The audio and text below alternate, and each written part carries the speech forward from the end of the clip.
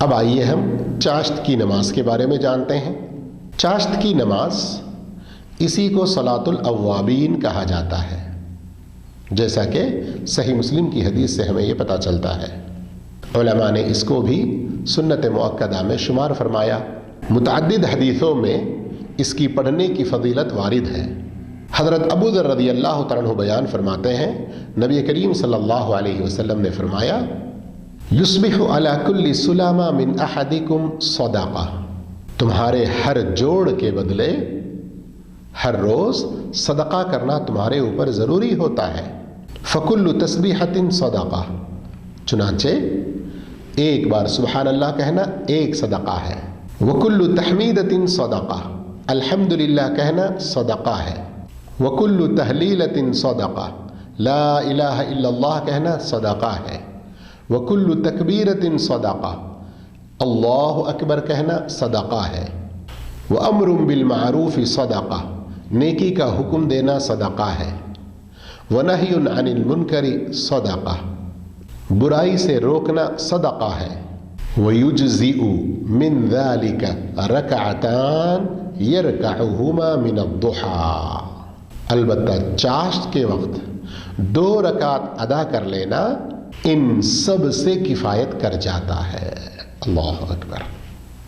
غور کیجئے صحیح مسلم کی اس حدیث پر کہ ہمارے جسم کے اندر 360 جوڑ ہیں، ہر روز 360 جوڑ کے برابر 360 صدقے کرنا ہمارے اوپر ضروری ہو جاتا ہے، لیکن اگر ہم 2 رکعت چاشت کے ادا کر لیتے ہیں تو اس کے بدلے میں گویا کہ ہم نے 360 صدقے کیے ہیں۔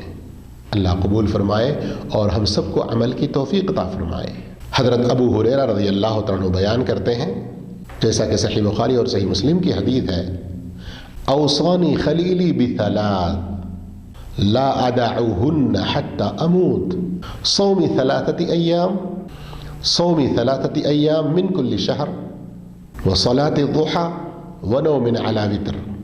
مجھے میرے خلیل نے 3 باتوں کی وصیت فرمائی ہے، میں جب تک زندہ رہوں گا، میری موت کے آنے تک میں ان کی پابندی کرتا رہوں گا، کبھی نہیں چھوڑوں گا۔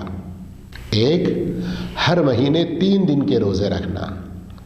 دوسرا، چاشت کی نماز ادا کرنا۔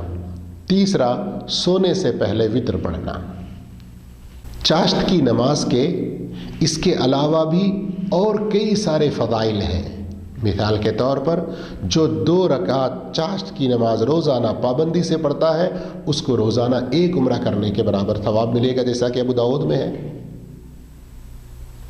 اور جو شخص 4 رکعت چاشت کی نماز کے پڑھ لیتا ہے، اللہ کہتا ہے میں اس کے لیے کافی ہو جاؤں گا۔ اور ایک روایت میں صحیح، اللہ اس کے لیے جنت میں ایک گھر بناتا ہے۔ تو اس کی پابندی ہم کریں۔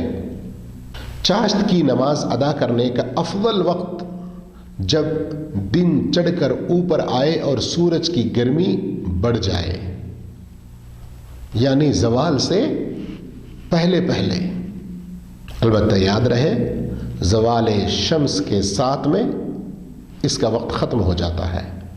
کم سے کم 2 رکعت ہے، زیادہ سے زیادہ کی کوئی حد مقرر نہیں ہے، لیکن جفت عدد میں پڑھی جائے گی، طاق میں نہیں، یعنی 2، 4، 6، 8، 10، 12 اس طرح سے۔